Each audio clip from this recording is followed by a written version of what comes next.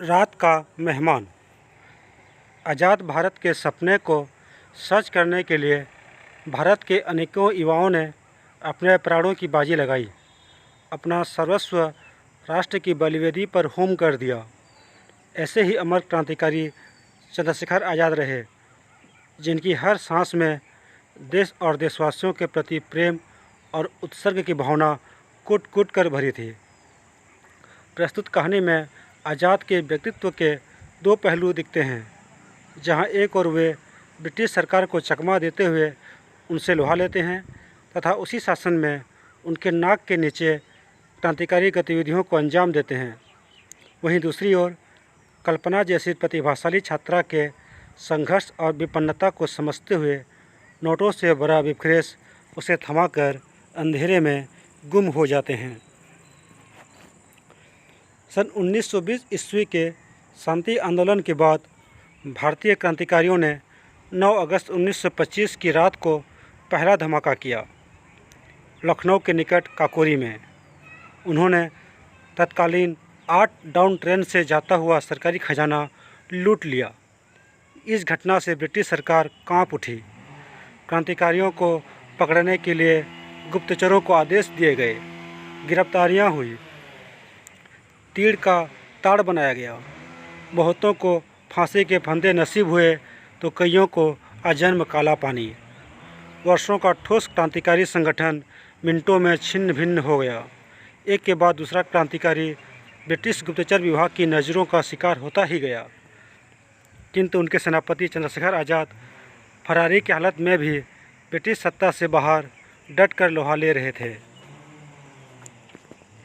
उन्हीं दिनों की बात है, फरवरी सन 1930 का प्रथम सप्ताह। जाड़ा अपने अंतिम जोश में था। बारिश तेज़ थी।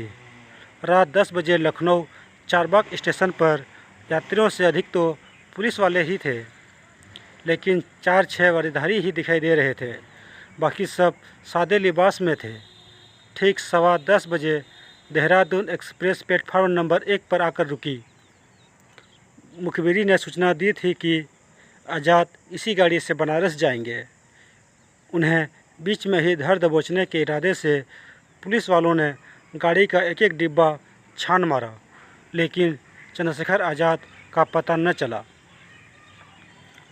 गाड़ी छूटने से थोड़ी देर पहले एक गुप्तचर दौड़ता हुआ पुलिस अफसर के पास आया और हाँफते हुए बोला कि आज़ाद तो एक साहब बहादुर के वेश में बाहर निकल गए।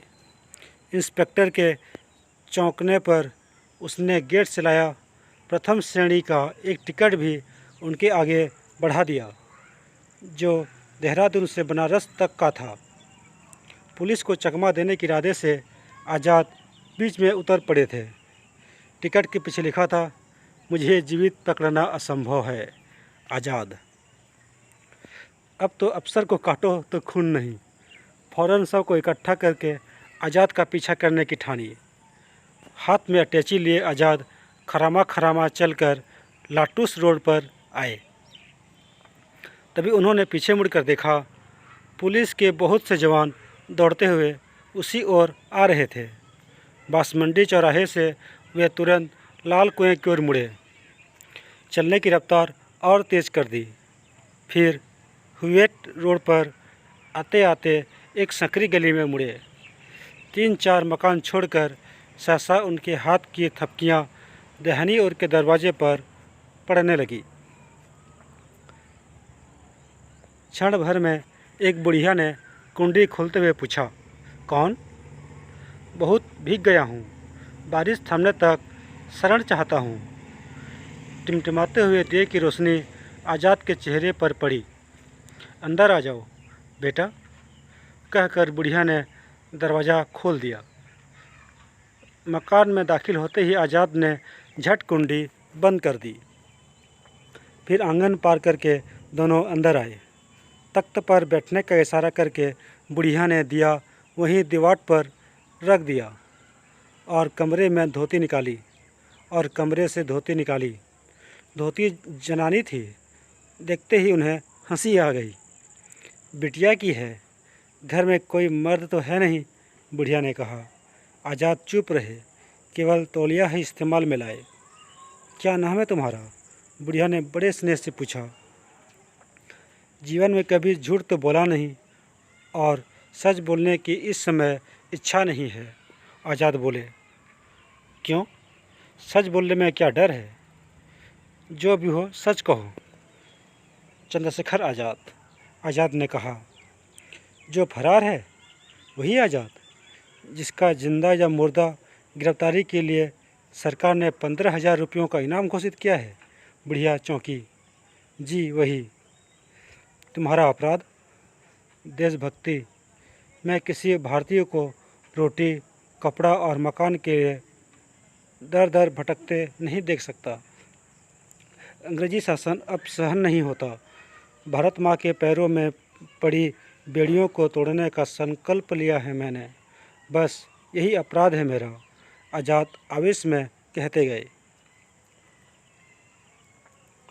धन्य है तुम्हारा संकल्प, धन्य है वह माँ जिसकी कोख ने ऐसा लाल जन्मा।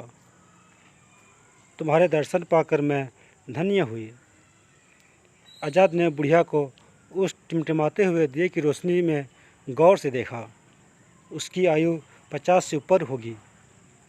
उसके तेजस्वी मुख और निश्चल नेत्रों से लगा कि वह किसी कुलीन परिवार की पढ़ी लिखी निर्धन महिला है। तभी अचानक बुढ़िया को खांसी का दौर उठा।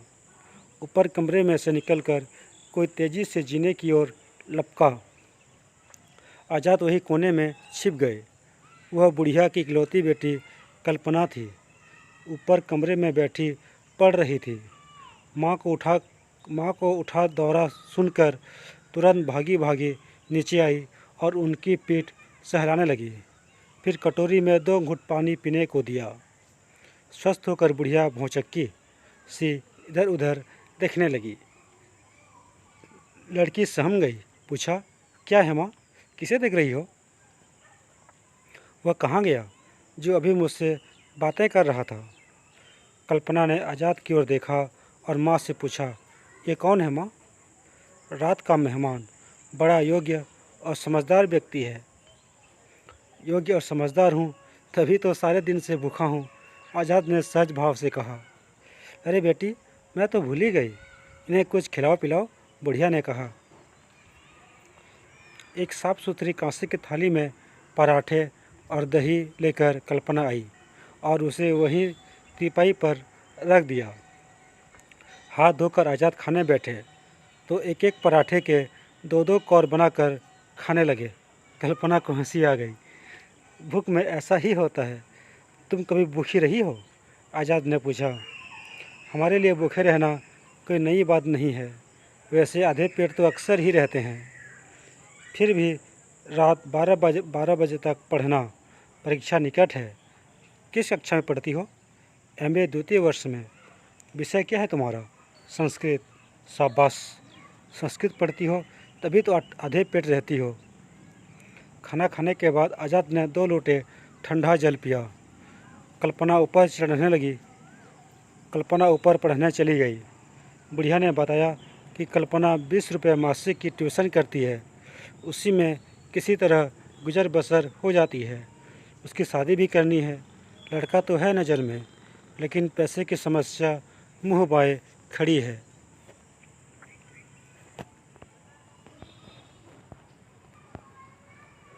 वातावरण में कुछ उदासी सी छा गई। तभी GPO की घड़ी ने टन टन करके रात के 2 बजे। आज़ाद ने जाना चाहा। बुढ़िया ने कभी कभी मिलते रहने के लिए कहा। आज़ाद ने फिर आने का वचन दिया और कल्पना को बुलाने के लिए कहा। वह अभी तक पढ़ रही थी। माँ की आवाज़ सुनकर वह तुरंत नीचे आई और बोली। वाण भट्ट की कादम्बरी पढ़ रही थी। बड़ी कठिन रचना है। संसार में कोई काम कठिन नहीं। मन लगा कर पढ़ो और प्रथम श्रेणी लाओ, यही मेरा आशीर्वाद है, आज़ाद ने कहा। आप सबके आशीर्वाद से प्रथम तो सदा आई हूँ, इस बार भी आ सकती हूँ। अच्छा, तो ये लो अपने प्रथम आने का इनाम, कहकर आज़ाद ने ब्रीफकेस कल्पना के हाथ में थमा दिया और वे बुढ़िया को प्रणाम कर तुरंत वहाँ से चल दिए। कल्पना ने ब्रीफकेस खोला। उसमें भरे थे सैकड़ों रुपए के नोट, शायद कल्पना के विवाह के लिए। रुपए लेकर वृद्धा दरवाजे की ओर झपकी। आज़ाद जा चुके थे। बारिश ने और भी भयंकर रूप धारण कर लिया था। अंधेरे में ताकती वृद्धा न जाने क्या सोच रही थी। आइए एक बार चंद्रशेखर आज़ाद के बारे में जान लेते हैं। क्रांतिवीर चंद्रशेखर आज़ाद का जन्म मध्य प्रदेश के झाबुआ जिले के भाभरा नामक गांव में हुआ था। उनके पिताजी एक बहुत साधारण सा काम करते थे। चंद्रशेखर की प्रारंभिक शिक्षा भाभरा में ही हुई।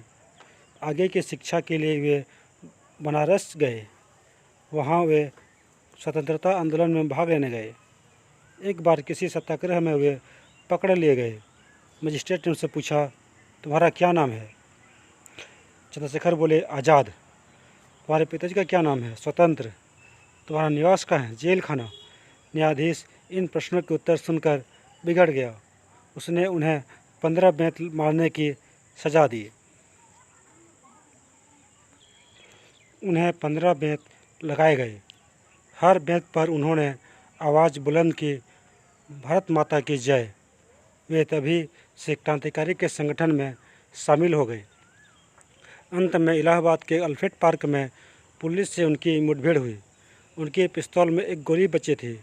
वह उन्होंने अपनी कनपट्टी में मारकर अपना जीवन समाप्त कर लिया। अल्फ्रेड पार्क में उनकी समाधि बनी है।